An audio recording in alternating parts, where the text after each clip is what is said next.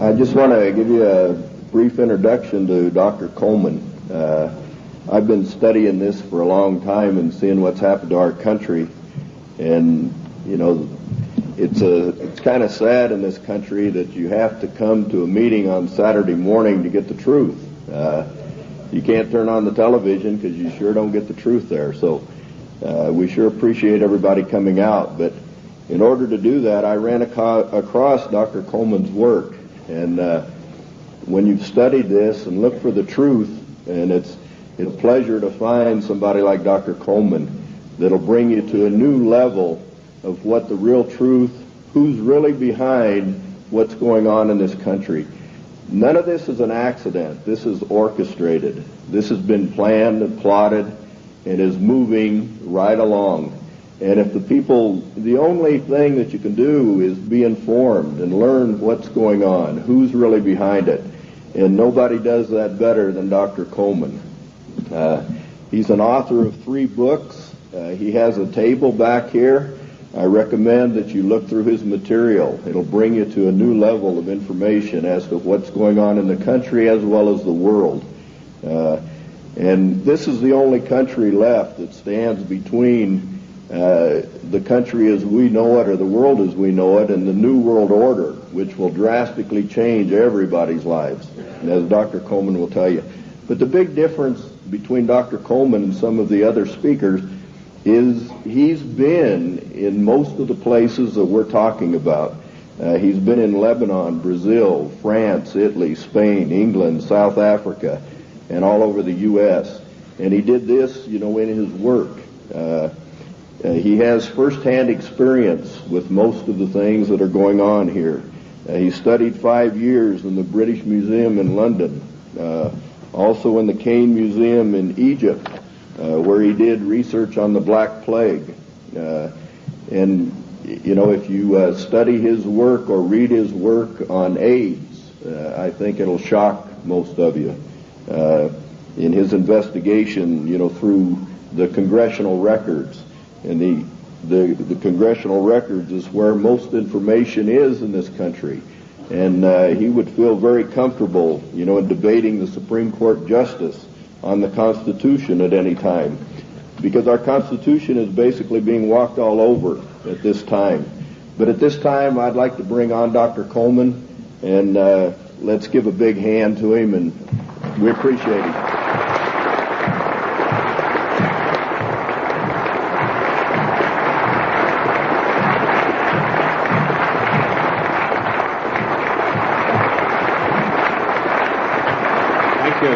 Thank you.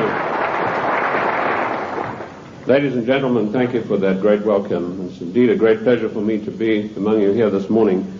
Looking at all these big fellows around the place, I feel a little small in stature, but I would remind you what Wellington told the German General Blücher at Waterloo when he rode up to inspect Wellington's troops.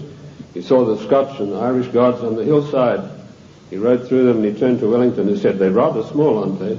And Wellington said, "Yes, but they don't run away."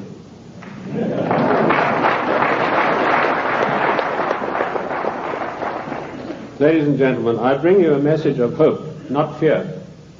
A message that I hope will galvanize us all into much needed action.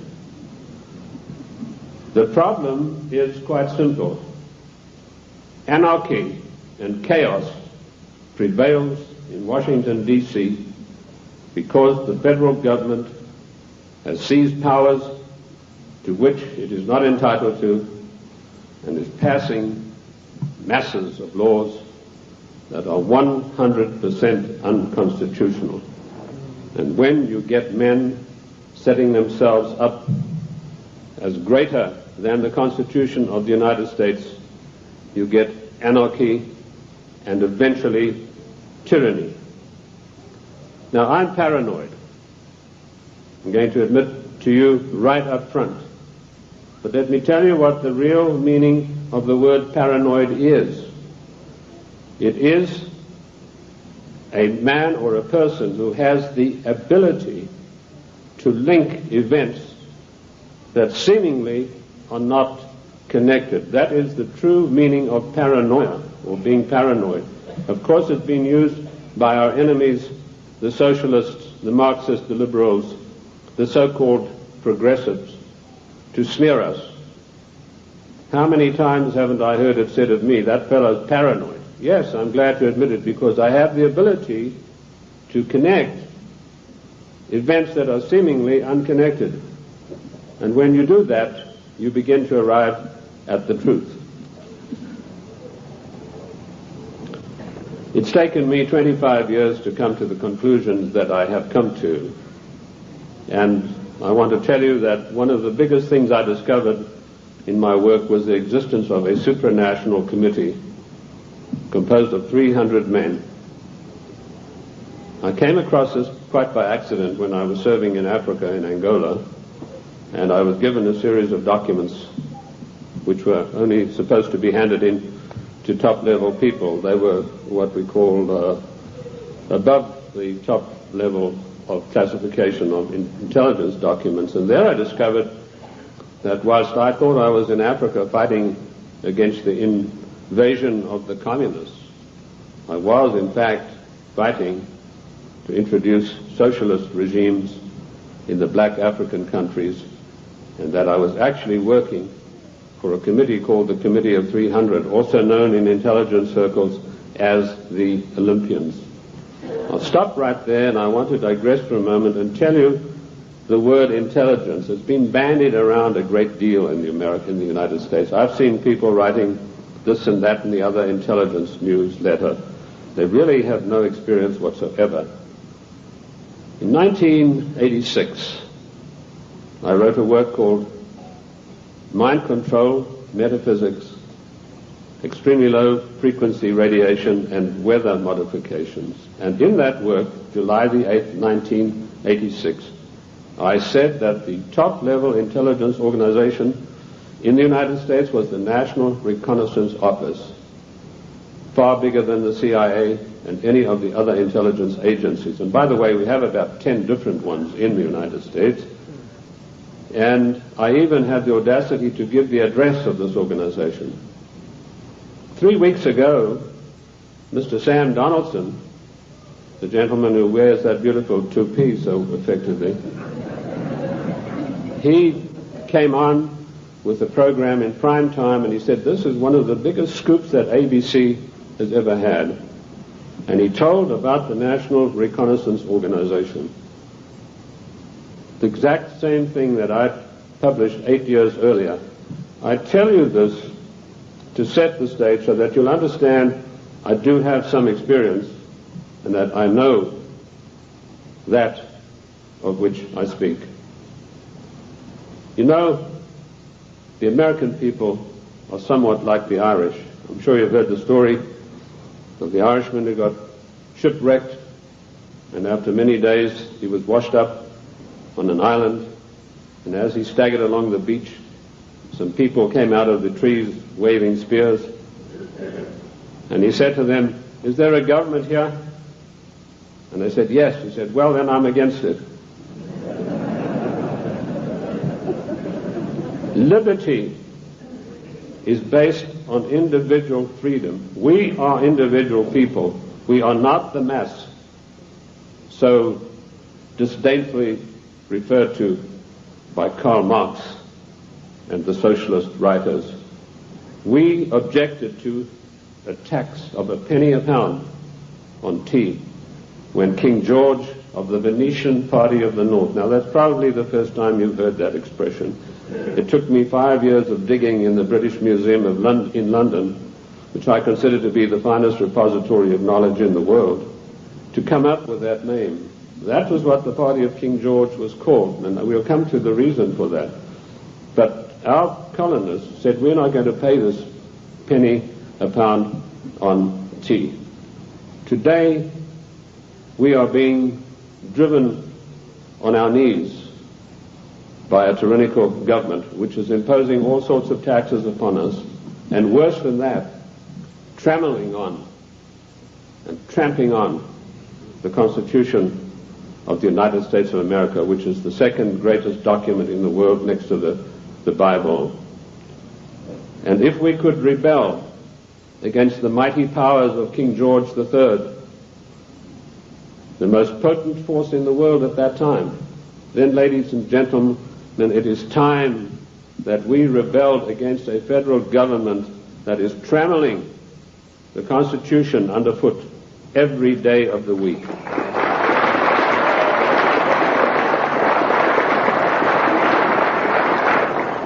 King George III of the Venetian Party of the North did more than that. He sent Adam Smith, a servant of the British East India Company, to formulate a policy which he called free trade. And by the means of free trade, Adam Smith, a greatly beloved economist of the Marxists, the socialists, and the liberals, hoped to bring the small manufactories and the industries established by the colonists to their knees. Let me tell you unequivocally that free trade is piracy. There is no such thing as free trade. We have to reject this constant brainwashing to which we are subjected. Free trade began with Adam Smith and the British East India Company. Now, who is the British East India Company? They played a massive role in the history of the United States of America. Only you are not taught this in your schools or in your universities, but you need to know. In my book, The Committee of 300, which took 20 years of research, and incidentally, I was only a little bit behind with Karl Marx. He spent 30 years in the British Museum in London, where he got most of his things from. I point out that the British East India Company was the most powerful trading company in the world. They made their massive monies out of the dope trade. They first grew prime poppies in Kew Gardens in Kensington, London, got the best producing opium poppies. They then shipped them to Benares in India, where they began a massive plantation of poppies, opium producing poppies. They then used their famous tea clippers to transport the poppies in the form of raw opium to China. And by their military force, they imposed an opium policy on China that turned the Chinese nation into a nation of addicts. And they enforced this policy, which was known to the royal family and Lord Gladstone, the Prime Minister, and every one of the lords and ladies in England. And they made a massive, huge fortune. In researching these documents in India House in London, I came across some of the manifests of the old tea clippers and the numbers of kegs of opium they carried and the values. And I totaled up these things, and I found to my astonishment that if we took 1970 as an optimum year for profits in General Motors and Ford, in 1 year, the opium trade with China was 3 times the profits of the combined profits of Ford and General Motors in 1970. And this was shared by 300 people. That was the committee that ran the British East India Company. They all had equal voting rights. They could not outvote each other, and of course they were sworn to secrecy. The descendants of the British East India Company today run the United States. And I will hope to prove my thesis as we go along. They also interfered in the development of the United States on every occasion. They armed the Indians, they armed the people against the settlers who were pushing west. They ran the Hudson's Bay Company. They also ran so-called mission stations in China and got these missionaries who were really not missionaries at all to push opium on the Chinese. And I remember a conversation with the late Gamal Abdel Nasser of Egypt, Prime Minister of Egypt, President of Egypt, and Mohammed Aikel, one of the top journalists, with Chow En-lai. And Chow En-lai told him, he said, you know, the Americans and the British made China a nation of opium addicts, and now with the Vietnam War, it's our turn. We are going to make the Americans a nation of opium addicts. So you can see the influence, the evil, baleful influence of the British East India Company upon the great nation of the United States of America. They were the ones who financed the war. They put up the money for the British troops to buy the Hessian mercenaries and to fight the colonists. Those brave 3%, let me remind you that only 3% of the people took arms and stood up against the mighty army of King George III. We are 3% here this morning, but that's enough for us to withstand the mighty force of the federal government of the United States of America.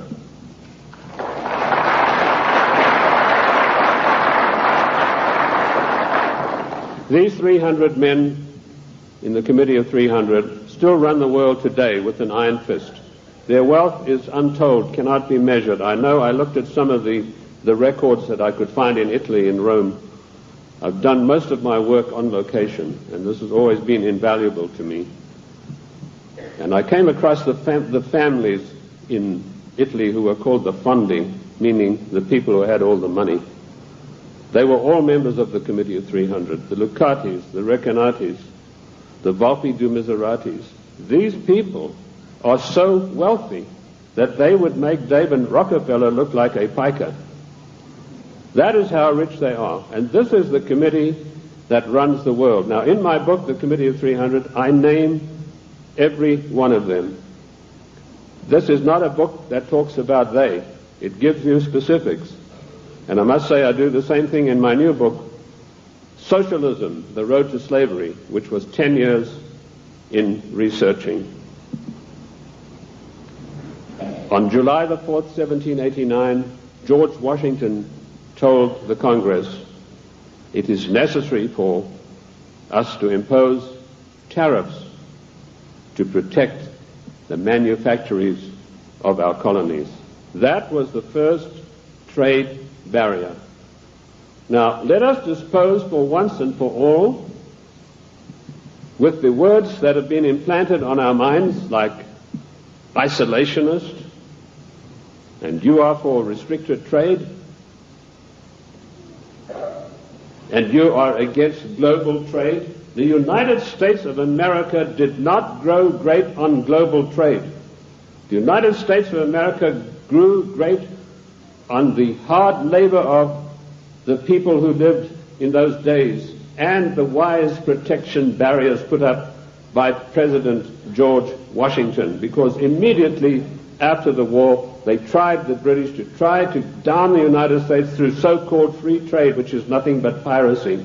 Free trade, ladies and gentlemen, is a one-way street which allows other countries to dump their products on our markets to the detriment of our own people. That's what free trade is. It's strictly a one-way street. The trade barriers were increased by Lincoln, Garfield, and McKinley, and all three presidents paid with their lives for that policy. Disraeli was particularly incensed with Lincoln. Disraeli was the British Prime Minister at the time, and he ordered British MI6 to assassinate Lincoln, which is what they did, the same way as British MI6 publicly executed President John F. Kennedy at a later time. Our founding fathers and our presidents saw the value of trade barriers. They realized that we, if we wanted to progress, were not to be the dumping ground of the world. And I'm going to leave that subject for now and return to it later. The format that I want to use this morning is the type of questions that are most often asked of me. I've spoken to hundreds of thousands of people across the United States and worldwide, and I've been on many, many radio shows. And these type of questions, we note them, and this is what comes up most of all. Who and what is the Committee of 300? Well, I've dealt with that. I've told you this is a supranational body that knows no boundaries, respects the laws of no countries. The first time that they were publicly announced was by a German socialist by the name of Walter Rathenau. Now, I'll give you some background of Walter Rathenau. He was the financial advisor to the Kaiser of Germany, and he was also the financial advisor to the Rothschilds, the French family Rothschild. So he must have known what he's talking about. He made an astonishing statement in 1934. He said, there is a committee of 300 men that rule the world. They are known only to each other, and nothing happens without their consent. When former head of state Mikhail Gorbachev visited the United States a few years ago, flanked by George Bush and Quayle, he opened his Gorbachev Foundation in the United States. And he let slip, he said, this is being done with approval of the Committee of 300. CNN cameras were on him. They immediately switched. Now, I wrote to CNN and I said, could I have a transcript of this program, which they said was available. I never got a reply. I followed it up with letter after letter, but nothing ever came of it. The point I'm trying to make, ladies and gentlemen, is that the federal government, the secret upper-level parallel government that runs the United States, does not want you to know that you have an upper-level parallel government that calls the shots, that dictates what is going to happen to your life and mine. So that's how I found out about the Committee of 300. The next question is, what are their goals? Their goals are a one-world government, latterly called the New World Order. The one-world government began with King George III. At the time that the colonists were brave enough to take him on, King George was already busy formulating a one-world government, and he had lined up at least 50 countries that were willing to come into this future world dictatorship with him. The goals then, very simply stated, are to make the world over into a one-world, new world order dictatorship controlled utterly and completely by this Committee of 300. How can they possibly carry out their goals? That's the next question that I'm often asked. They do it by dint and by virtue of their fantastic wealth and the fact that they control thousands of the top banking institutions, the political organizations, insurance companies. In fact, one of the giant insurance companies, a man called me and said, do you mean to tell me that they are controlling the Metropolitan of New York? I said, the Metropolitan of New York is peanuts. He said, how can you say that? That's a giant American company. I said, well, compared with the Assicurenzi de Generali de Venezia, it's peanuts.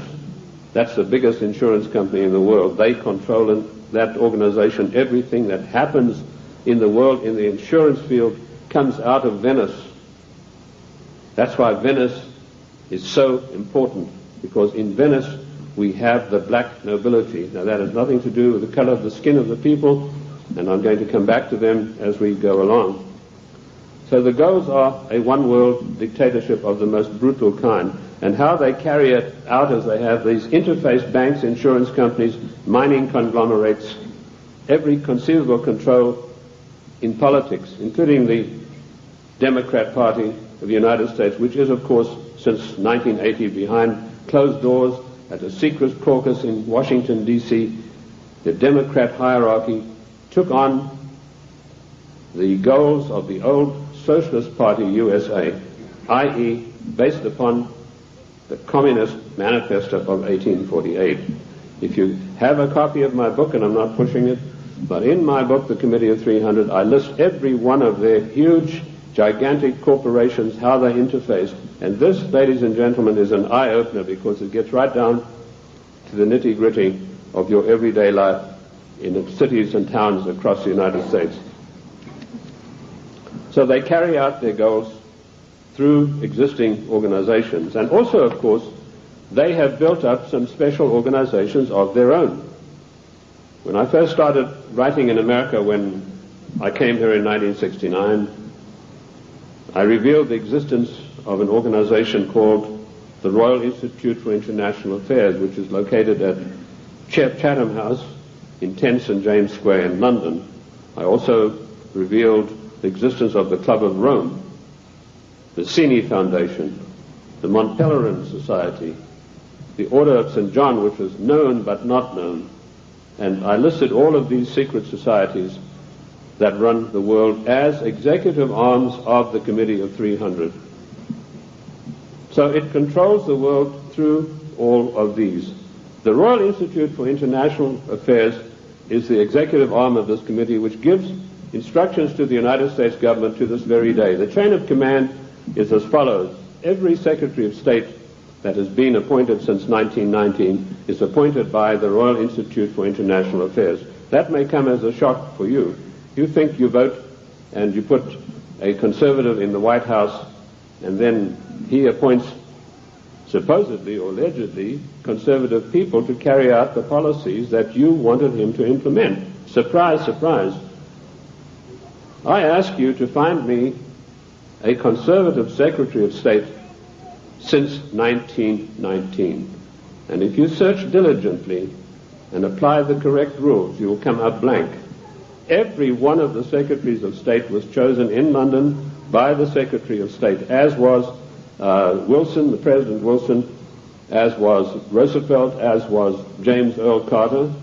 He was specially chosen because he'd had 3 mental breakdowns, and they felt he would be a good guy to manipulate.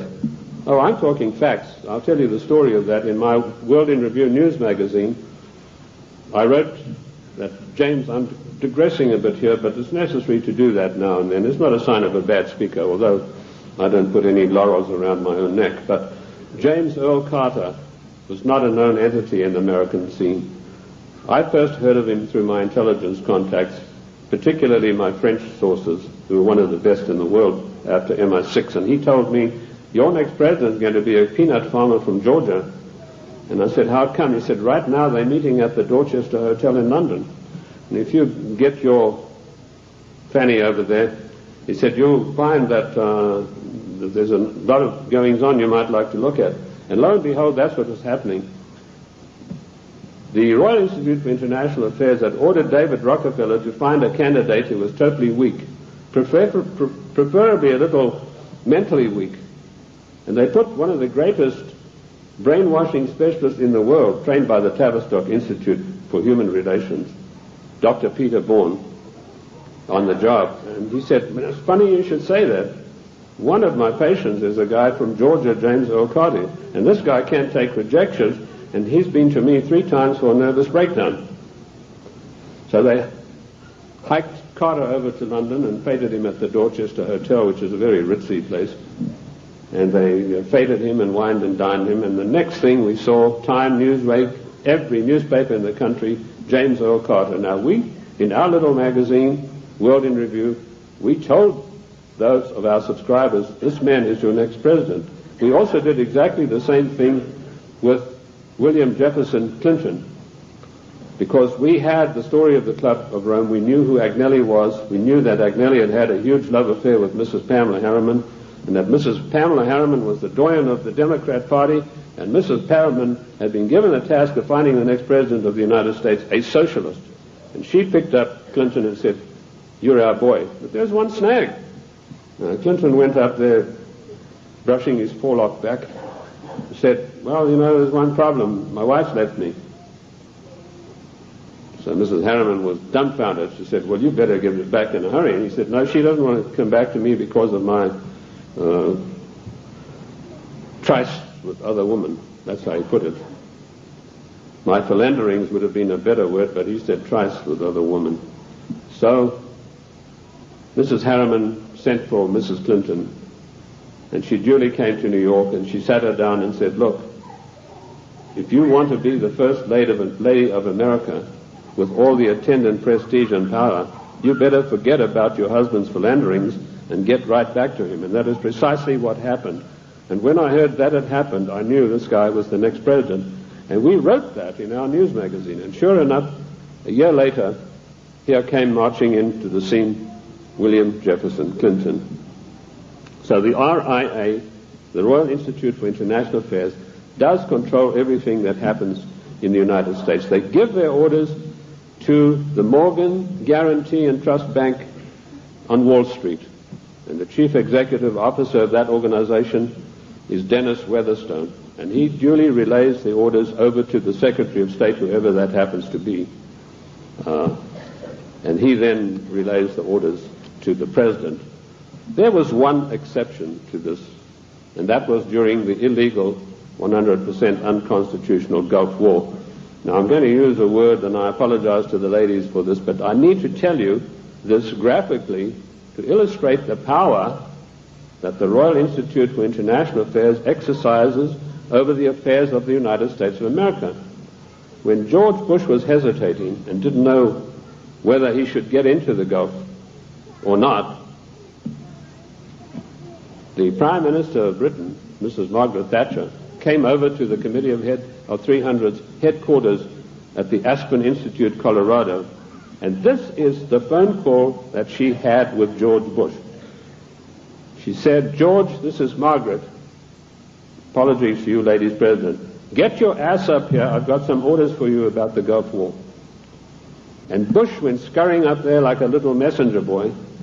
And the next thing we know, there was this massive outpouring of propaganda to start a war against the nation of Iran, a nation that had never done this country one iota of harm. I use those illustrations in order to give you the extent of the control that is exercised by this Committee of 300. There are many other societies that are operating for the RIIA. The Illuminati, which has been around for many, many years. I've written a work called The Illuminati in America, 1784 to 1994. A lot of people think this is an ancient secret society that's gone away. They think that Adam Weishaupt had a quarrel with the Catholic Church and that's it. Don't you believe it? 13 of the top families in the United States are in the Illuminati today, and they have a big say on everything that happens politically in this country. Then we have the Society of Cincinnati, which I don't think many of you will have heard about. That is an ultra secret society to which every president of the United States is forced to belong, including our so-called conservative presidents. And I point this out to you to show you that it doesn't matter who is in the White House. This Committee of 300, through the Royal Institute for International Affairs, through the Council on Foreign Relations, exercises complete control.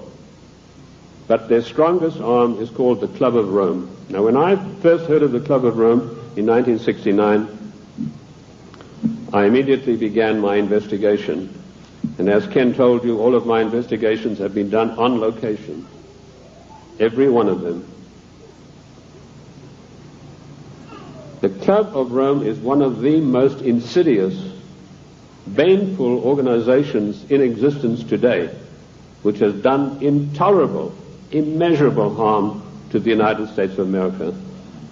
This Committee of 300 told a man called Aurelio Pecci to form this Club of Rome with the main object of bringing down the industries and the agricultural development of the United States. He immediately wrote a paper in which he said there are too many people on the earth and that the United States, with its industrial development, its agricultural development, is responsible for this curse of overpopulation. And he picked up the documentation for his work from Lord Bertrand Russell, a senior statesman of the Committee of 300. And Lord Bertrand Russell had written a work called The Impact of Science on Society. And if you can ever secure a copy of that book, which I doubt you'll be able to get, you will see in there that he said the world is grossly overpopulated and we have to get rid of at least half of the world's population, and it doesn't matter how we do it. So the Club of Rome was instituted and organized to start an attack on the world's population using the United States as the whipping boy. And they came up with a paper called the Zero Growth Post-Industrial Plan for Industry and Agriculture for the United States of America. 3 days after that plan was accepted as official United States policy by James Earl Carter, I was able to, through my intelligence people, get a copy of this insidious document. Basically what it said was that the middle class in the United States of America had to be destroyed because in the coming push to a world order, the middle class would be the stumbling block, because history had shown that the peasant class in ancient days, when they had revolted, were just easily crushed. There was no resistance.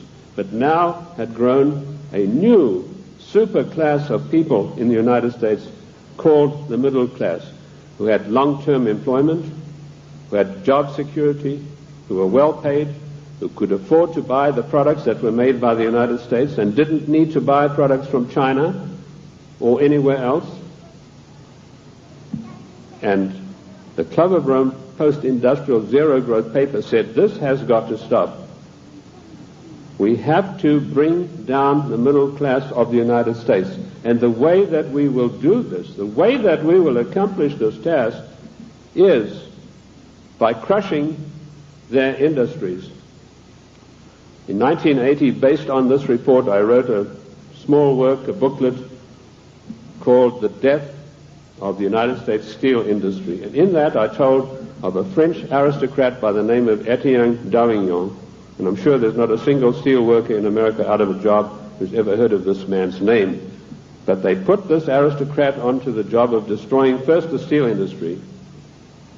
In my book in 1980, I said that by 1985 we would have silent blast furnaces. The rolling mills would be stopped. There would be no more shipbuilding. We'd have thousands of skilled workers who'd passed the skills of their trade down for generations, who were forever dispossessed of their jobs. If you go to the northeast United States today, ladies and gentlemen, and I've just been up in Cleveland where I had a very good radio address I gave there, you will find that what I said in 1980 has unhappily come to pass. In 1970, the United States had 5,000 ships built by good United States know-how, using good United States steel. 5,000 ships sailing the high seas. Last year, we had exactly 270 such ships. And at least 50,000 steel workers permanently out of a job, jobs that will never come back. What happened? Did we suddenly lose our marbles? Did we suddenly lose that great American know-how of getting things done? Did we lack finances? Did we run out of money? No. None of those things happened. What happened was this dastardly Club of Rome had sent their emissaries to the United States to deliberately destroy our steel plants. And they did it by opening the doors of so-called free trade. And everybody who signed the NAFTA treaty and everybody who signs the GATT treaty when it passes is a traitor and a seditionist.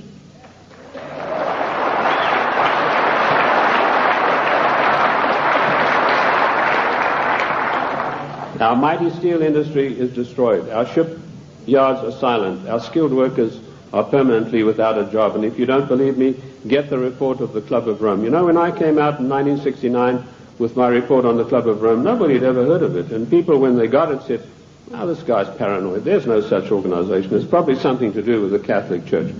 Well, surprise, surprise, 25 years later, last year, the Club of Rome celebrated its anniversary, and Alexander King, its chairman, stated, "The American people henceforth must get used to the idea that they will never, ever again in their lifetime have full employment."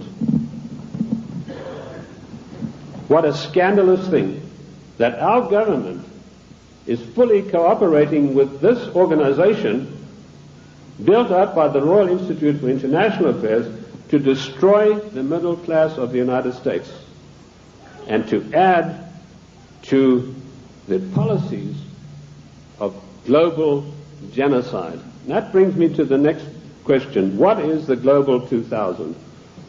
Once again, when I heard about this policy, it was 3 days after it had been accepted by the United States government as its official policy. And the Global 2000 was a blueprint for mass genocide produced by the Club of Rome. Basically, what the Global 2000 calls for is the destruction of half of the world's population by the year 2050. Hence the title 2000. They built a case based on Bertrand Russell and H.G. Wells' findings that the world was going to be overpopulated, would be a terrible place to live in. That was picked up by a fellow called Robert Strange McNamara, and a stranger individual you're not likely to meet in this world. And this Miller had a conference of all the leading bankers about 12 years ago, and he said the biggest menace facing the world today is the American middle class and overpopulation. He linked the two together. And he said, by the year 2050, this is the state of the world. All of these unfed, unwashed people, no jobs. He said, do we want to live in a world like that? So the Global 2000 was a genocidal plan to take care of the people of the United States who don't have any jobs and who, like Alexander King said, are never going to get their jobs back, and the masses of people in other nations. That is why we had the sudden appearance of AIDS. When I was in the service, I was told there's a CAB experiment, that's chemical and bacteriological warfare experiment, going on in Sierra Leone, in Africa. That's a remote corner of Africa, West Africa, just above Liberia. If you look at your map, your atlas, and you'll see where it's located. Why Liberia? Extremely hard country to get to. You have to fly from London. That's the only way you can get there. You land on an island, and then you've got to take a ferry across to the mainland. And of course, all people taking the ferry are heavily scrutinized. And I managed to work my way. I was told the Americans were doing the CAB experiment. I managed to work my way to within striking distance of a small mission station.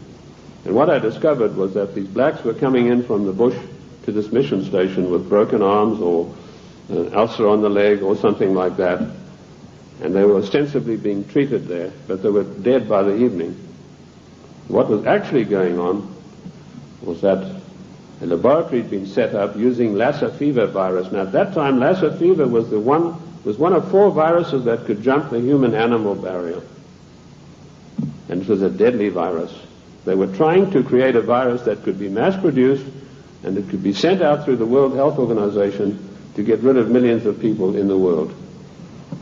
But the Lassa fever virus proved uncontrollable. It killed 3 scientists who were working there. So the orders came from Washington, burn the place to the ground, and that's exactly what they did within a radius of 100 miles.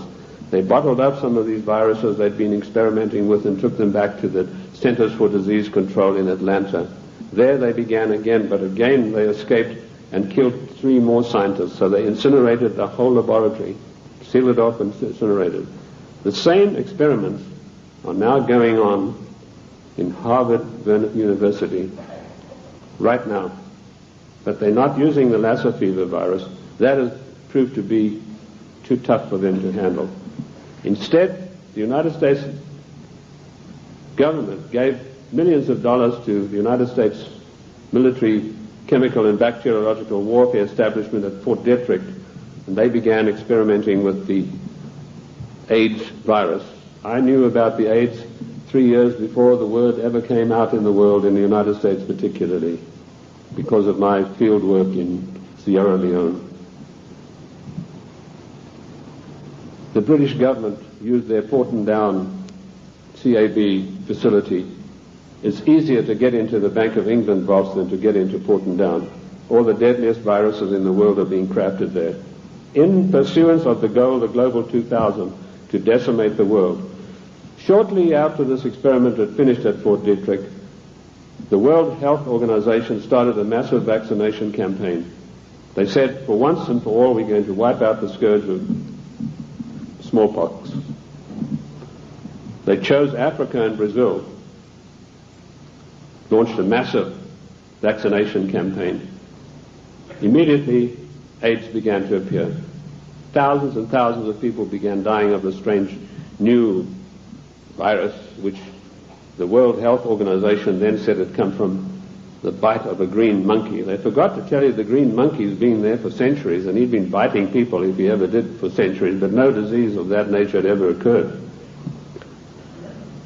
The World Health Organization deliberately took this virus, which was crafted from a series of animal viruses, including Mediavisna sheep, which destroys the brain, which is why you find AIDS patients get dementia probably first before any of the other AIDS-related complex diseases appear. And they began vaccinating innocent people on a massive scale, and they began dying like flies. Why Africa and why Brazil? Because those 2 countries had the biggest black population in the world. And I want to tell the black people of the United States of America, do not trust the Democrat Party. Do not trust government. Do not believe that government is your friend. To you, to them you are dispensable, the same way as we are. Millions of people died. I went through Uganda on an inspection tour, and I saw whole areas decimated where previously there had been small towns and villages. There was not a living soul in sight. And that is going on today. The AIDS epidemic is completely out of hand. It swept the world. It's been swept under the carpet in the United States of America. We were told that this is a disease which is passed by homosexuals. True enough, but that's not the primary cause of it. This is a crafted virus that was spread throughout the world to decimate the population. Coming behind them, and we reported this about 2 years ago in our World in Review news magazine, is the Vibro 19 cholera virus, the deadly killer. You get this cholera in the morning. If it's not immediately treated with massive doses of expensive antibiotics, you'll be dead in a day and a half. This epidemic swept India, carrying away millions of people. I don't know if you've heard of it in the press. I doubt it.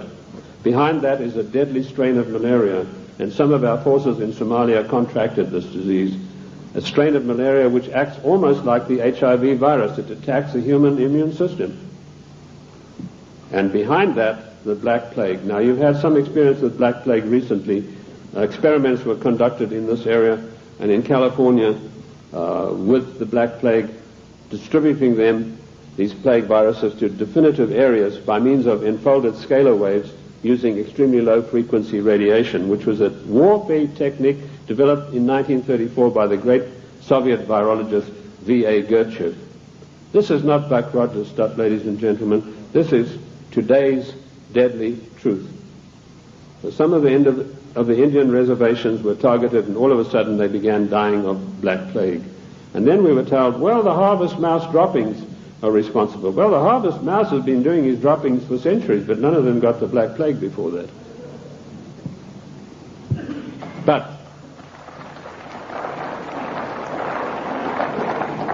what happened immediately following the so-called population control meeting in Cairo?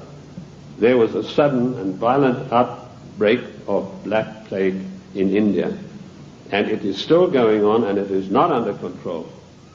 This is all part of the Global 2000 mass genocide plan. I know something about the Black Plague because in my research in the British Museum I discovered that the black Venetian nobility had none of their families or members had ever got the Black Plague. Yet the Black Plague, as you know, swept through Europe and killed half of the population of Europe. But none of their families ever got it. So I began seeking for the answers, and I found them in the Cairo Museum. So people said, well, how come if these things are true, how are they going to protect themselves? They being the Committee of 300, their servants and their families, they have the means of protecting themselves by certain types of herbal compounds mixed with sugar. And they also have, of course, the protection of extremely low frequency radiation, where using the technology developed by the great virologist Gertchev, who proved that every living thing on this earth has a vibratory cycle, and he was able to measure the vibratory cycle of various deadly viruses, and by vibrating them double their cycle, he would kill them instantly. So that's one of the defensive weapons that these people have got that will kill the plague if they ever get it. The same technique, of course, will kill cancer cells. But the medical profession, run by the Rockefeller family and all the pharmaceutical companies, do not want you to know this, because when you go in for the doctor, he's going to write you a prescription for a chemical drug. There's no chemical drug benefit out of extremely low frequency radiation vibration. No profit to these people. So that's the Global 2000. Decimate the world's population, and particularly hit hard the United States middle class. How are they financing all of this stuff? They're financing it through the Fondi, who I mentioned to you earlier, the Venetian black nobility. Now, why are they called the black nobility? They're called that because of the vileness and the evilness of their deeds. These families date back to the 11th centuries, the Lucatis, the Recanatis. They were called, and the Guelphs, by the way, I'll come to them, they're particularly interesting. They were called that because of the evilness of their deeds. They make Lucrezia Borgia look like a Sunday school teacher. They had so much money, which is the outcome of the drug trade, the years of investing, the years of gaining control of every mining, mineral, gold, oil, natural resource of the world, that they can afford to finance these things. So the black nobility are the ancient aristocrats of Venice and Genoa, and they called that because of the nature of their deeds. The black Guelphs were one of the worst of them. Now, interesting enough, the Queen of England, Queen Elizabeth II, is a Guelph. She's not a Windsor. This was a title that was evolved in 1935 by her father to put researchers off the track. I like to include myself in that category, although I wasn't doing it then. I was much too young to be doing it, but he didn't like that certain people were getting hot on the track of who this royal family actually was, and so this was put out that they are the House of Windsor. They are not. They're the House of Guelph, and it's important for us to know that, because every time there's a financial crisis, it follows a meeting of the black Guelphs upon the Royal Britannia yacht of the Queen of England, which anchors off the coast of Venice, and all the world bankers meet over there and say, now this is what we're going to do to country X, this is how we're going to control this worldwide situation, and then they go off and give their orders to everybody. So that is the way it is done. I told you earlier that they controlled the United States. Even in the days of President Lincoln, they had him assassinated on the orders of Disraeli, and they then, of course, in later years, were able to elect one of the worst socialists we've ever had the misfortune to suffer under, Woodrow Wilson. Wilson was elected by a ploy. Of course, they got Teddy Roosevelt and the Bull Moose Party running as a supposedly third candidate to siphon votes off so that Wilson could be elected as a socialist president. Now, our eyes have been fixed on Moscow. We've been led down the garden path, ladies and gentlemen. All of the time we've been looking at Moscow, and we've been told what demons they are in Moscow. Rightly so. But all the time this was going on, the Trojan horse of socialism in Washington, D.C. has been stealing our country away from us. And in my book, Socialism, The Road to Slavery, I give you a full and factual description of exactly how this was done. In 1898, the Fabian Society, a socialist organization, sent Ramsay MacDonald, Prime Minister of England, to the United States to spy out the land. He came back and he said, there are two things in the way. You have a very strong middle class and you have the Constitution of the United States, both of which have got to be destroyed before we can socialize America. The first step they took was getting a socialist president in office in the form of Woodrow Wilson. Woodrow Wilson was controlled out of England by Sir William Wiseman, head of the North American desk of MI6. Now, in case you don't know MI6, it is the most powerful and the oldest of all intelligence agencies in the world. They taught the CIA. They taught the Vatican intelligence. They taught the French intelligence. They taught the Mossad. They taught the Cheka. Captain Hill of MI6 went out and set up the Mossad. And Captain Hill went to Russia and helped the Bolsheviks set up their single-cell apparatus. Sir William Wiseman was the controller of Wilson through Colonel House. Now, who is Colonel House? He was an unknown person who emerged out of Texas. His father served the Rothschilds during the Civil War, and he emerged out of the war as the only person in Texas who'd made any money.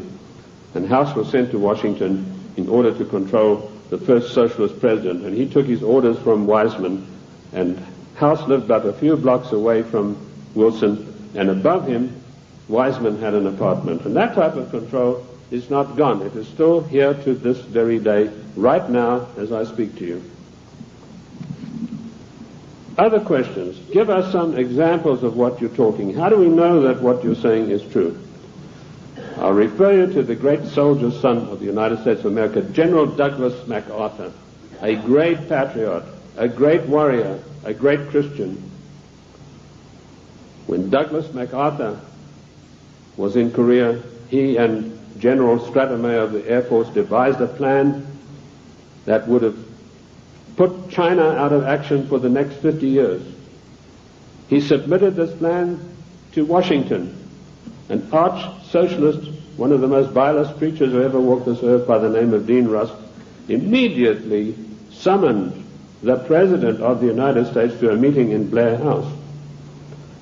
And he said, "Mr. President, we have seen the plan submitted by General Douglas MacArthur, and there's no way in the world that you can allow him to implement this plan." And Truman said, "Why not?" He said, "You know very well that anything that relates to China has to be cleared by the Royal Institute for International Affairs first." And he said, "They don't want you to do this." And MacArthur was not allowed to carry out his plan. And 50,000 sons, beautiful Americans, were slaughtered on the battlefields of Korea needlessly because of orders from the Royal Institute for International Affairs. And that same institute is controlling President William Jefferson Clinton to this day. MacArthur was eventually bowler-hatted on the orders of the British government. I mentioned earlier the death of John F. Kennedy. Given the methods that are well known in intelligence circles of how to get rid of bothersome people, it would have been a very simple matter to make it look as though Kennedy had died of a heart attack or some other natural cause. Instead of that, in order to warn every president that would follow in his wake, every powerful person in this country in the know, you do not kick over the traces. You obey us, or you will see what will happen to you. Kennedy was publicly and brutally executed in a plan carried out by British MI6 under the control of Sir William Stevenson and his lieutenant, a Canadian citizen by the name of Major Louis Mortimer Bloomfield. Now, you won't get that in any of the accounts of the Kennedy assassination. You'll find it in my book, The Committee of 300. You'll also find it in my monographs about the Kennedy assassination. Who are these people? Sir William Stevenson ran American intelligence throughout the Second World War out of the RCA building in New York. His second in command, a Canadian citizen, Major Louis Mortimer Bloomfield, ran Division 5 of the FBI counterintelligence. You want examples of how Britain controls this country? I have given you them. I've also told you that every Secretary of State since 1919 is selected by the Royal Institute for International Affairs on the orders of the Committee of 300. Why is this? We go to these conventions and there's all the hoopla in the world. The balloons are flying, the straw boaters are in the air. Bush has been elected conservative president. Reagan has been elected. What happens in reality? The Secretary of State, who's charged with carrying out the policies, subverts each and every one of them. You show me a Secretary of State that has acted in the best interest of the United States of America since 1919, and I will give you the only money that I've got in the bank, which is about $1,500. You're welcome to it, because I know that you will not be able to do that. Every Secretary of State has subverted and acted in a treasonable manner towards the people of this great country. And when they haven't done it directly, they've done it through surrogates like Lachlan Curry, who ordered the military to jettison a shipment of arms destined for the great Chinese leader Chiang Kai-shek, to jettison overboard these arms in the Indian Ocean. And that's exactly what they did. We think that we elect our presidents. Ladies and gentlemen, we do not elect our presidents. They are selected for us long before we'd even heard of them. And I've given you 2 examples this morning of how this is done. The 300 office at Aspen keeps a tight control over every political event that takes place in this country. And it was this office, through Margaret Thatcher, that ordered President Bush to violate the Constitution of the United States of America and to violate his own personal oath to uphold the laws of the United States by sending our troops to the Gulf War against Iraq, a nation that had never done us any harm. And we did it by the dirtiest of dirtiest tricks. We got the daughter of one of the Al-Shabaab clan, there are over 400 of these people, and these are the most degenerate, disgusting people that you'd ever come across. The ruler has 140 wives. He doesn't have them all at the same time. When he gets tired of one, he says, I divorced thee 3 times, and she's gone. When the Iraqi troops came in there and they turned it over to the Red Cross in Geneva, 140 marriage certificates. This is the man that your sons and your daughters are propping up today in Kuwait in a most illegal manner, in violation of the Constitution of the United States of America. And Bush did a Texas two-step around the Constitution. He did not get the mandatory declaration of war.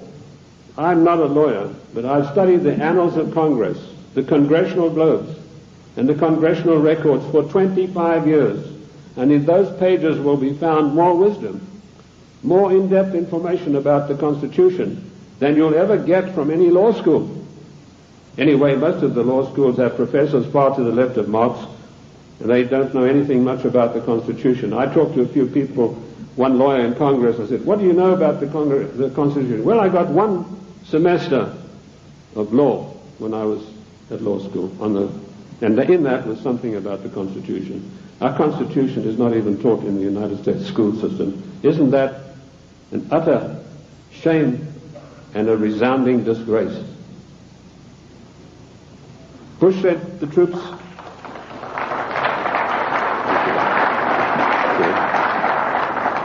Bush did not get a constitutional declaration of war. This is a very difficult area of the Constitution. It's probably one of the most complex areas of the Constitution. It's a 5-step process that involves both houses making separate declarations, then joint declarations, then the army has to be informed, and then the public has to be informed, and then we have to be told whether this is a private war or a public war, i.e. whether all the armed forces are going to be employed or only one branch. In so-called police actions, the President has 45 days to use only one branch of the service. Bush violated his oath of office by going to the United Nations, to which we do not belong, and getting them to give him a so-called color so that he could send our troops to the Gulf. Our troops to this day are in the Gulf illegally, in violation of the Constitution of America, and we're still paying for it. The story that the Gulf states put up all the money, you go and ask the General Accounting Office, as I did, how much money have they paid? We are still paying for the Gulf War, and now we've got another huge bill to meet, billions of dollars, for Clinton's fantasies, to go out there and support this disgusting Al-Shabaab clan. I don't even know the story of Kuwait. It's really a horrendous one. I don't want to get into that too much, but that land was stolen from the Iraqi people by the British imperialists. They came in and drew a line through the sand right through the middle of the most important oil fields that had just been discovered, the Rumelia oil fields. Thenceforth, this is going to be called Kuwait. And they brought up these tame sheikhs from Bahrain and put them in as the rulers. And since then, they've been stealing the oil off Iran, and the proceeds go to the British banks in the city of London for the Committee of 300. They're just doing the same thing now in South Africa with the gold. That's part of their tactics to gain control of all natural resources through the world. I also touched briefly on Giovanni Agnelli and Mrs. Clinton and how she had left her husband, and Pamela Harriman. Pamela Harriman, for her duties in getting Clinton elected, was given a plum job as ambassador for the United States to France. And this is what happens to the traitors. Patriots are punished and traitors are rewarded. Dennis DeConcini, who voted for the giveaway of our property in Panama and who voted for the crime bill and every other obscenity that is passed by the federal government in violation of the Constitution, he's now going to get a plum ambassadorship when he retires, on top of his huge pension of something like $200,000 a year. I've been asked whether Clinton will stay the full term. Yes, he will. Clinton will stay the full term because he's been given a job to do, and that is to pass certain far-reaching socialist measures. And he's been very successful in doing that with the help of so-called Republicans. I personally am not in favor of political parties. I'm like George Washington. He said, political parties are baneful, and in the long run they are harmful. What happened in NAFTA? A so-called conservative, Mr. Newt Gingrich, who I wouldn't trust as far as I could throw him, went out and acted as the floor manager, as the party whip in true parliamentary style, and he whipped up 132 Republicans, so-called, to support NAFTA. And no doubt he will do the same thing with this dreadful GATT treaty, which is coming up in a vote in the lame duck session. So he's going to run, and I'll let you into some information which I just got a few days ago from French intelligence. Clinton would not be able to run on his record or anything that he's done or anything meritorious. So what he's done, he sent emissaries, and this is the first time you're going to hear this. You might hear it in 1996, but this is the first time you're going to hear this now. He has sent emissaries to Iran to dig and promise huge sums of money to any of the Iranians who will come up with the actual documentation of the scandal where our prisoners were kept there until Reagan was elected the president. And if he can come up with this documentation, he's going to keep them. In 1996, he's going to come out and say to America, I have here documentary proof of how bad your Republicans are, President Bush and Reagan. Look what they did. And on the strength of that, he hopes to run in 1996. That's what he's doing now. He's taking the money that he's not entitled to, and he's using it to bribe the Iranians to come up with these documents. I don't know that they will, because I think they like him even less than I do, and that's saying a lot. What is the Clinton agenda? Clinton has been instructed to socialize America, and let me tell you that the enemy in Washington is more to be feared than the enemy in Moscow. I've said this for years. What does socialism do? It forces changes upon people that they do not want and do not ask for. And we've seen how dangerous that is when we look at the programs that were supposedly programs invented by the United States government and by the presidents. A man called Stuart Chase, an arch-Fabian socialist, wrote a book called A New Deal. Frances Perkins, who was the first female socialist cabinet minister appointed in the United States in the Roosevelt administration, she got hold of a copy of this book and she ran to Roosevelt and said, look, this would be a marvelous program for you. So in the 1932 Democrat Congress, and by the way, don't call them the Democratic Party because they are not. We are a confederated republic. We are a constitutional republic.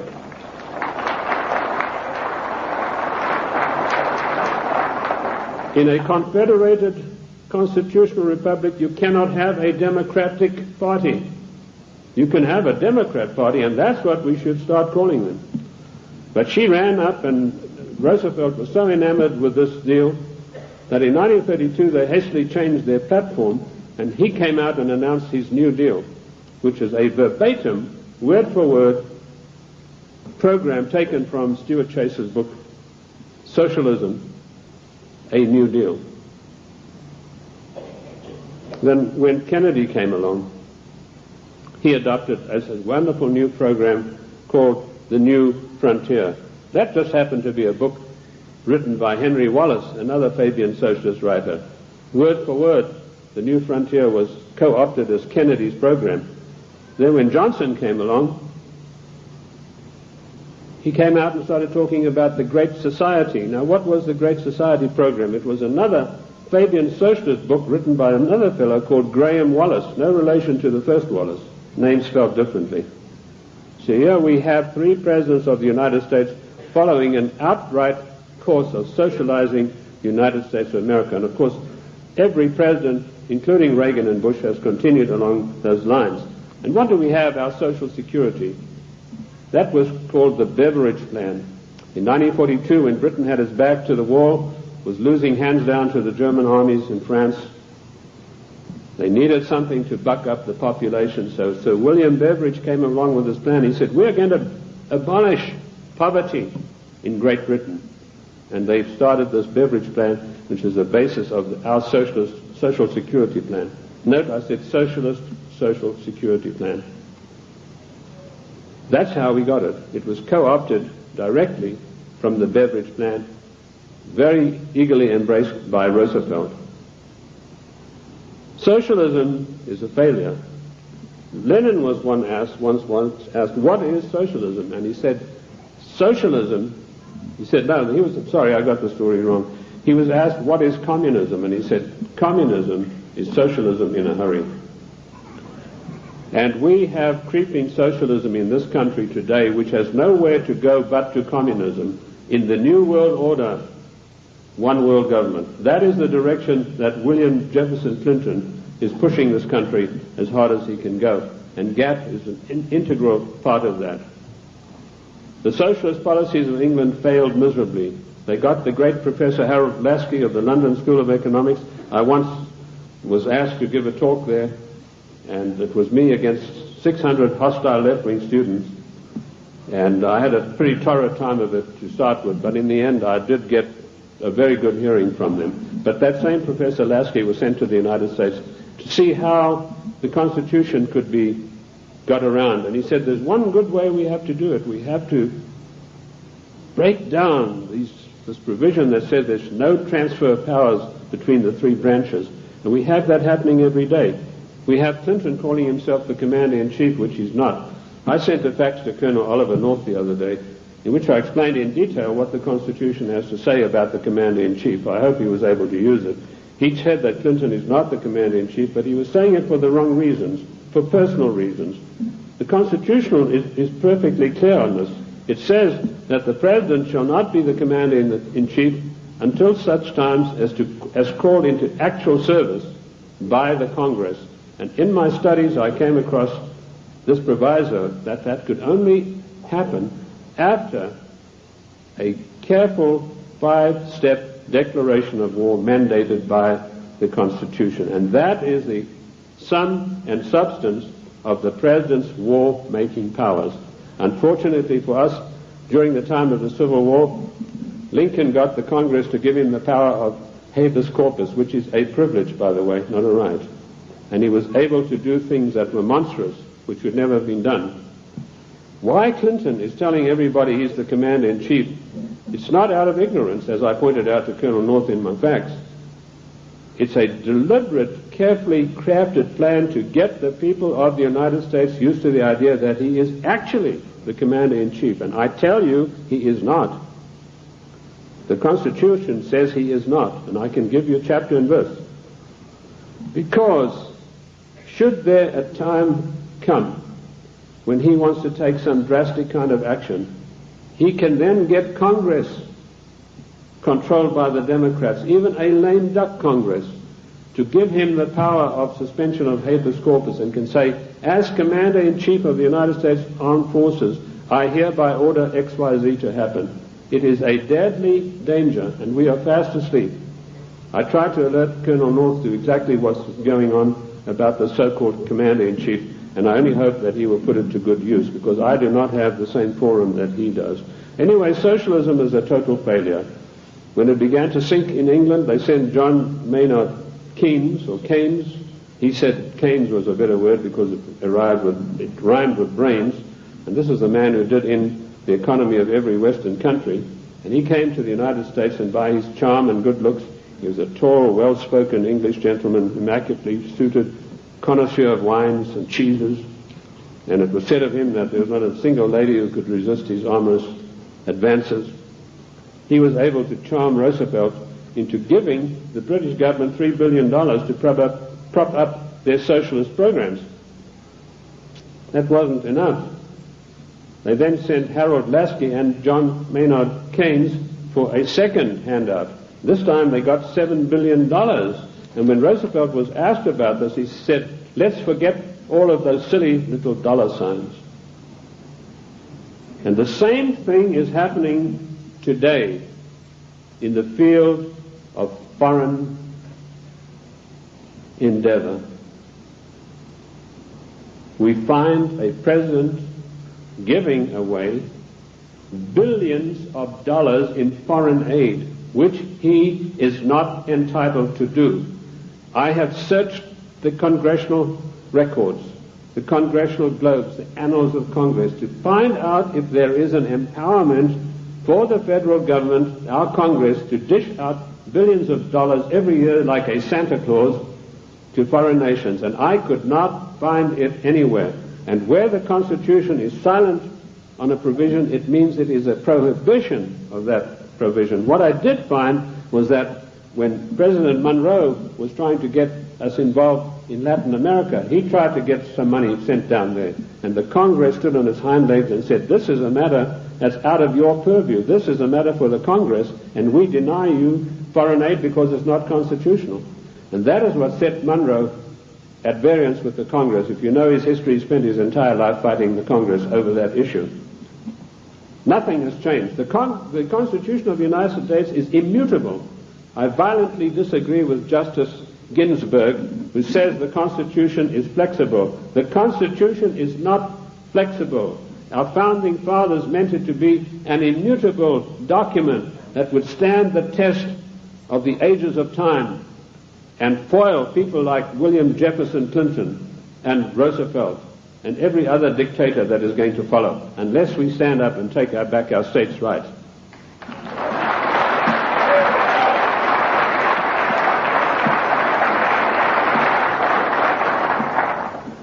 What is the political future of the United States? I told you that we are being forced into a one-world government, new world order, by the use of the word democracy and by the use of the word global trade and free trade. There is no such thing as free trade. The United States made itself great by its own manufacturing abilities. We had our people fully employed. We had our people who could buy all the products that we made. We did not need global trade. If people wanted the privilege of selling on our markets, they had to pay customs tariffs. And did you know that up to 1913, all the money that it took to run the United States came from customs tariffs? We had no income tax. And in 1913, we had a surplus of $5 billion after all our bills were paid. Now comes Socialist Wilson, and the first thing he does, he calls for a joint session of Congress, and he said, we've got to stop this isolationist. Ladies and gentlemen, this word isolation is a smear word. It's intended to deceive you. We do not need global trade. We need full employment. We need our people back in full-paying jobs. We need our industries revitalized. We have today 40 million unemployed Americans, and Alexander King has stated the policy of the Club of Rome, followed slavishly by William Jefferson Clinton. Americans can forget about full employment in the future forever. 40 million, those are the real figures. We have 25 million people underemployed, people with great skills who are acting as doormen in hotels, flipping hamburgers, for God's sake. These people, and they talk, Mr.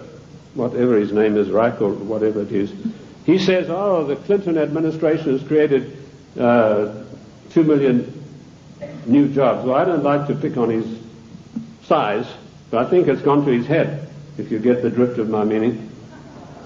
There's no 2 million jobs of any magnitude being created. He's talking about makeshift jobs. We have the biggest underpaid, underemployment class in the world today, and we have the middle class totally destroyed by the socialist administration, and Clinton is hand in glove with him and going along with him as fast as he can go.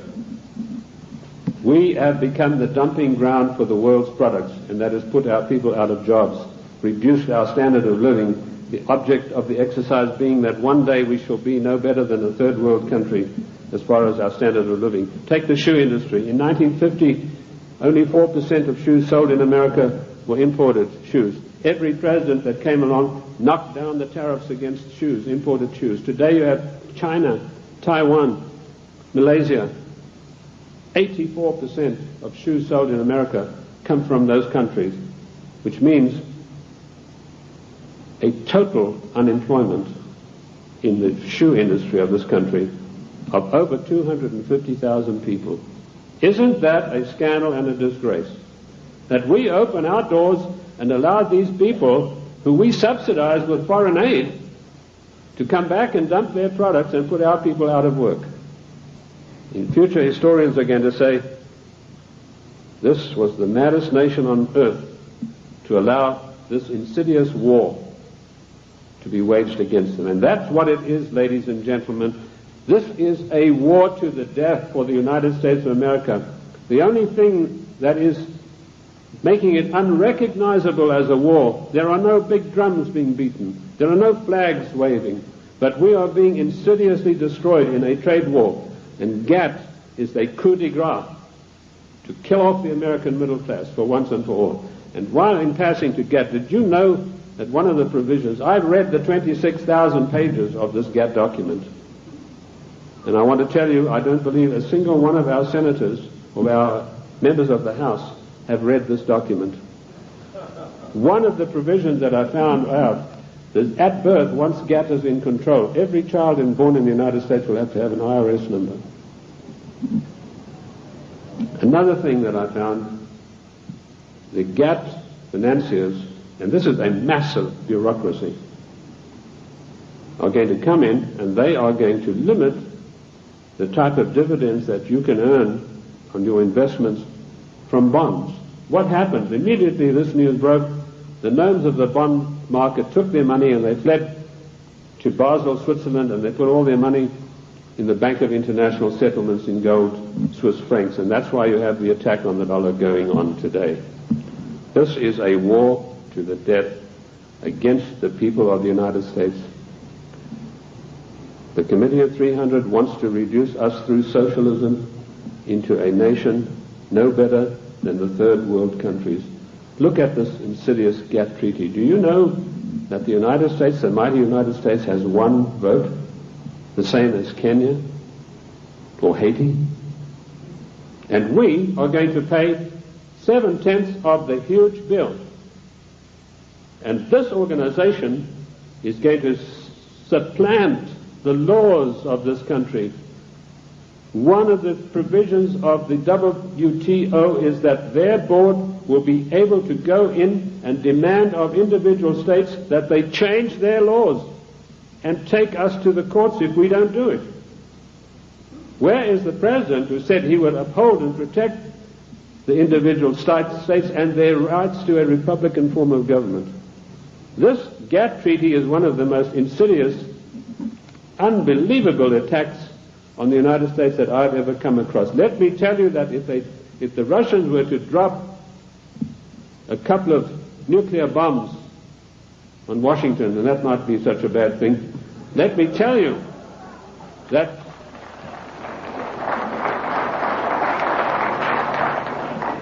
they could never hope to do the damage that GATT is going to do. Ladies and gentlemen, you have to marshal every one of your resources. This GATT treaty has got to be fully debated. Once before, twice before, we were forced by the one world government, new world order, into far-reaching situations that affected the national life and the character of our people without a national debate. The first one was the so-called United Nations question mark treaty. In 1946, this treaty was forced through the Senate by an exercise of arbitrary power. Arbitrary power is forbidden by the Constitution. Yet you have Comrade Dictator Mitchell, the leader of the Senate, saying he's going to allow about 2 days to debate GATT, which is 26,000 pages of documents. That is an exercise of arbitrary power. If we had any men of guts in the Senate, so-called conservatives, they would walk out en masse and say, we are not taking part in this effort to denigrate and destroy the Constitution of the United States of America. And you can imagine what an effect that would have.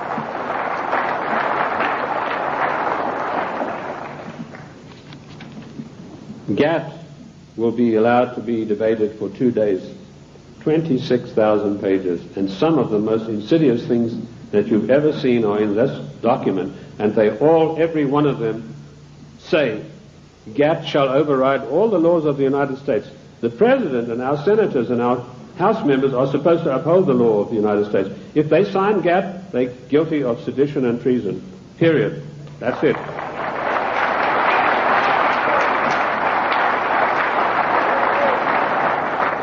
This came as a natural outflow of the United Nations Treaty. I found there that 5 senators, listen to this for a disgrace, ladies and gentlemen, 5 senators actually read this United Nations document.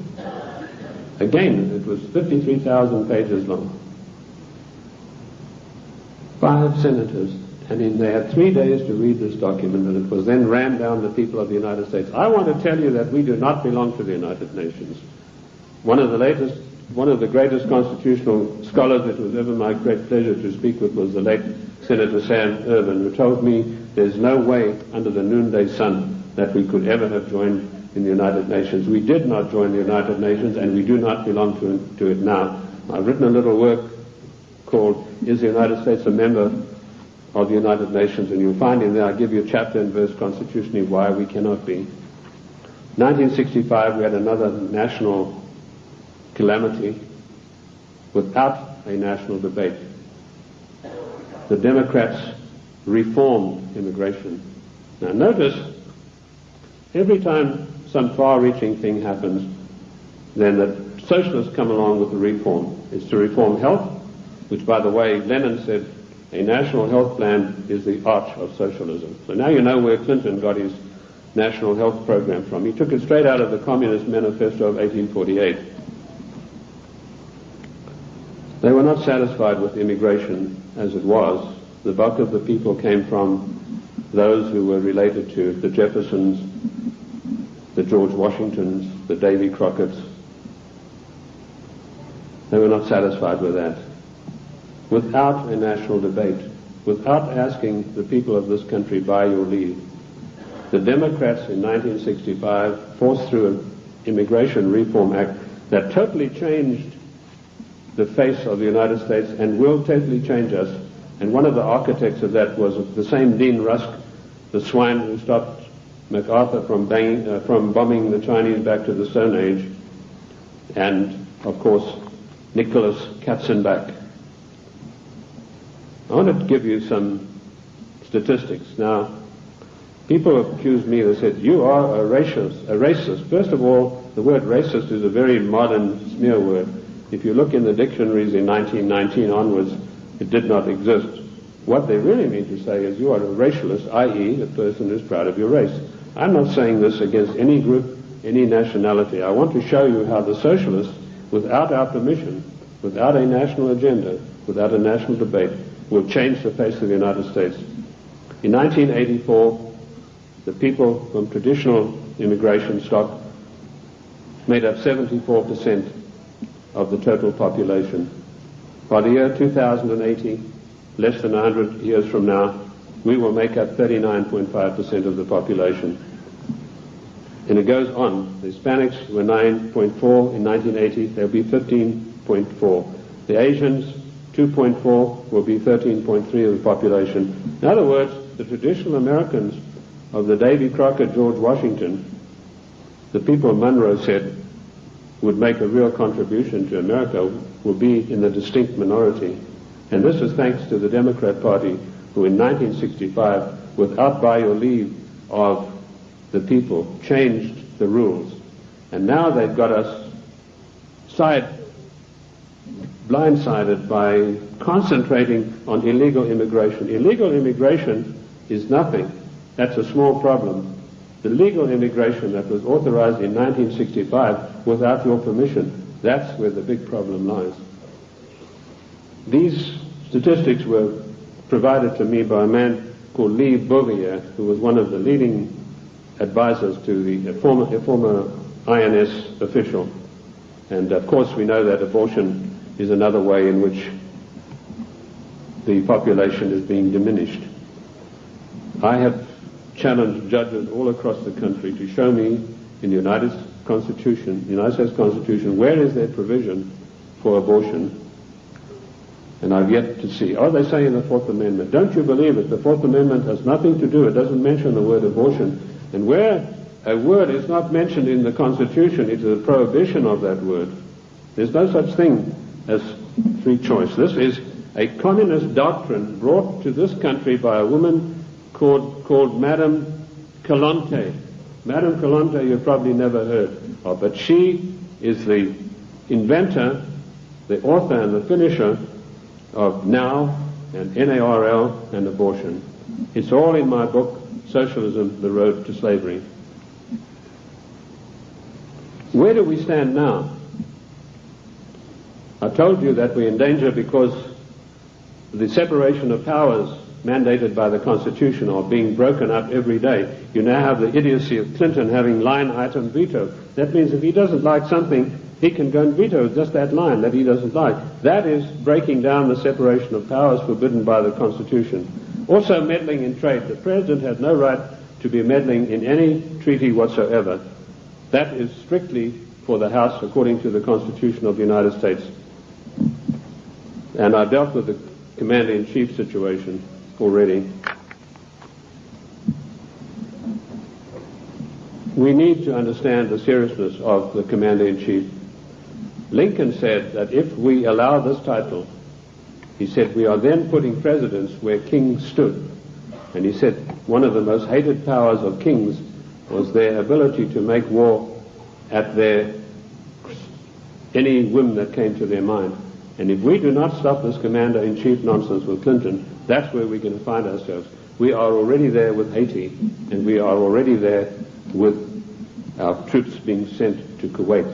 I want to tell you that the cost of the Middle East peace so far, to you, the American taxpayers, is $38 billion, and the clock is still running.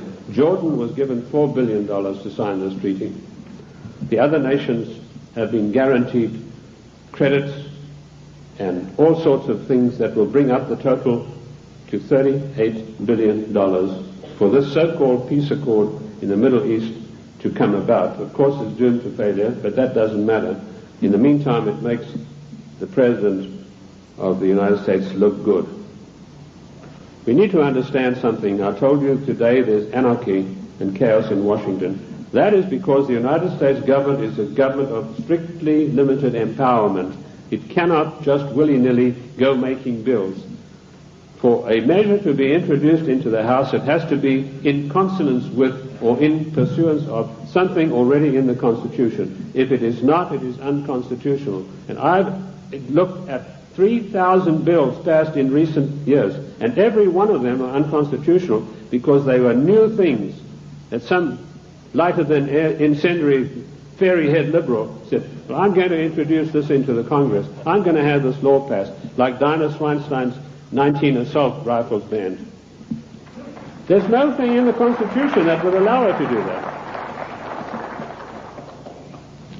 Specifically, the 10th Amendment is very, very precise, and I can quote you 54 instances where this is mentioned in the Annals of Congress, the Congressional Records and Globes. The 10th Amendment is a restriction on the federal government. Our founding fathers were very frightened to give unlimited powers to the federal government. Daniel Webster said we must cage them like a lion, must not give them unlimited powers. It is a government of limited powers, but particularly the 18 Amendments.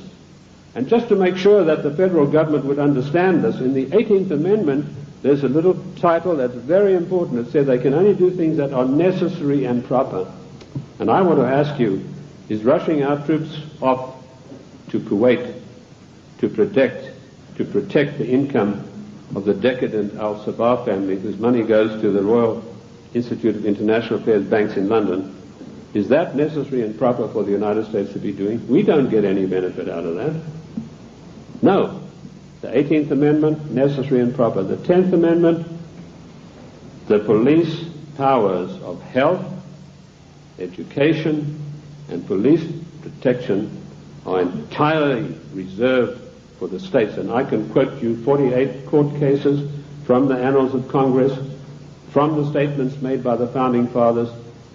Those powers were never surrendered to the federal government. Therefore, the federal government has no business interfering in health matters, national health plan, no business interfering in crime bills, that's a matter for the states, and no business interfering particularly with the Second Amendment. I was in New York the other day on a radio program, and a very irritated, angry lady who said she was a professor of law from Columbia, she came in on the program and she said, "You don't know what you're talking about." She said, it's not a right to bear arms. I told her exactly what it was. And she said, well, if that's true, then voting is a right. I said, no, voting has never been a right. The only rights and the only civil rights we got are found in the Fifth Amendment. And that's all. Forget the 1868 Act. That was done when the United States, the southern states, were under occupation. They were occupied countries. Forget Nicholas Katzenbach's 1964 Civil Rights Act. The only civil rights we've got are those contained in the Fifth Amendment. And health, education, and police powers belong to the states. Mrs. Swinstein has no right passing a bill classifying 19 types of assault weapons. What is an assault weapon anyway? Any gun is an assault weapon. That's what you use guns for. You use it to shoot people or animals or protect yourself. Any gun is an assault weapon. A knife is an assault weapon. You know, now they have this poor, almost idiot Brady running around the country. They're using him shamefully to push for gun control. This man doesn't know whether he's Arthur or Martha at the moment. This is not an issue of gun control. This is an assault on the Constitution of the United States of America in total. You cannot take one part of the Constitution and attack it and exclude the others. And this is what it is. It is an attack upon the Constitution of the United States of America. We need to understand about GATT. I'd like to go back to that a little bit. Michael Carpenter, the Attorney General of Maine, and 46 other Attorney Generals of the states wrote a letter to Clinton last July, and they asked him, please, Mr. President, let us have a national conference of all Attorneys General of the states on this matter. Clinton refused to answer him. Instead, he got his Hollywood lawyer pal, Mickey Cantor, whose only expertise in the world is running around with a Hollywood crowd. He's a Hollywood lawyer. And suddenly, Clinton puts him in charge of trade. Trade wars, GATT, is piracy. It will destroy the livelihood of the people of this nation. What is the situation facing us right now? There's an attack on the dollar. The gnomes of the bond market are fleeing. I've written a work called The Economic Implosion, Year of Crisis, 1995, in which I predict the collapse of our economic system as we know it today in pursuance of the GATT Treaty. One of the things I know for a fact that this will be an implosion, i.e. our system will collapse on the ground of which it now stands. It's not going to be an explosion that will scatter everything. And we know that GATT will come in and say how much you can get for your interest. They will also put the International Monetary Fund in charge of our finances, and banking in this country will be in the control of 5 major banks. That will help to control the situation and further destabilize the country. That is the aim and object of all of this. Once a nation is destabilized, it's very easy to deal with it and push it into a socialist new world order, a one world government. Ladies and gentlemen, I want to say to you today, the time has come for us to recognize that we are 50 individual nations. We have all the rights of an individual nation. We gave only limited empowerments to the federal government. They have grossly, flagrantly violated the concord that we have with them. Therefore, we, the masters, have the right to go to Washington and tell them, the servants, henceforth this concordat is severed, unless we understand from today all of these unconstitutional measures will be rolled back and a new system will come into being. The Federal Reserve Bank, that private enterprise bank, will be put out of business.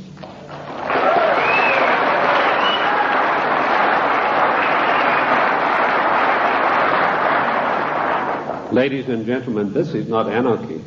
This is the God-given right of each of the 50 nations, of which the state of New Mexico is an individual nation. We are the only entity in the entire world that has a legal document that allows us to dissolve the federal government without resorting to violence and bloodshed.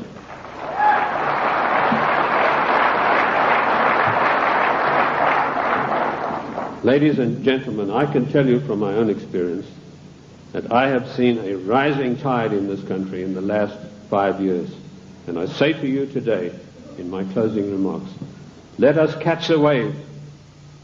My own plan is to form an organization, a foundation, if I can get people with money to back me, where I will teach what I've learned from the Constitution, what I've gleaned from the annals of Congress, the Congressional Globes, and the Congressional, to maybe 100 educators, lawyers, if you will, other people who are interested.